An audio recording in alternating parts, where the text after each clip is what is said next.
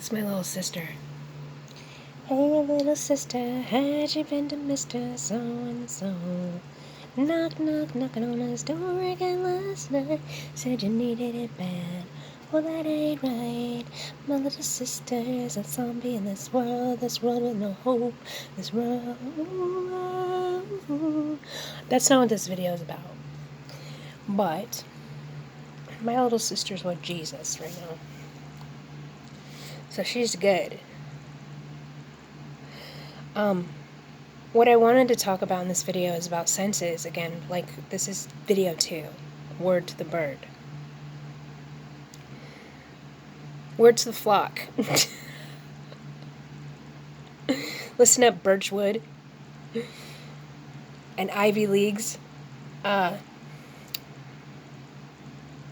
Those are all weird dad jokes. Like, the Holy Spirit is a gangster.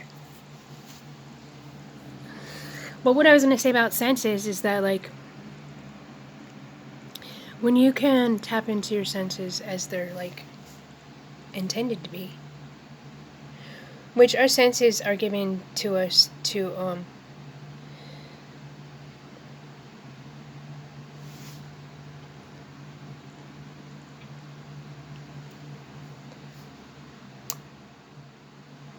I don't know if they're actually given to us for this reason, but they are beneficial for this reason. To filter out uncomfortable resonances.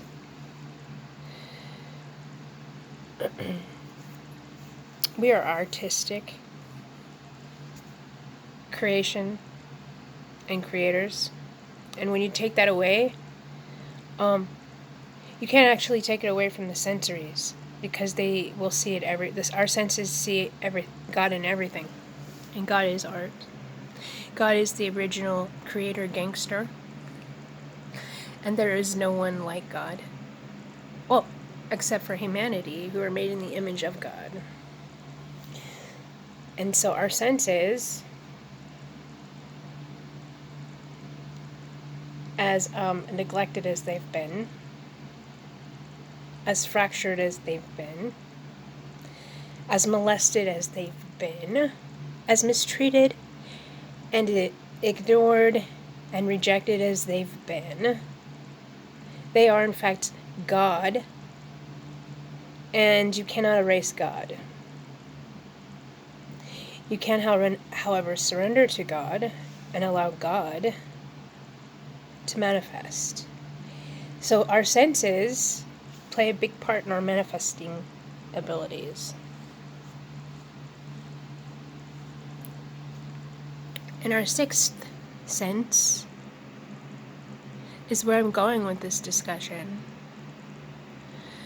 And that will be part of our next video, apparently.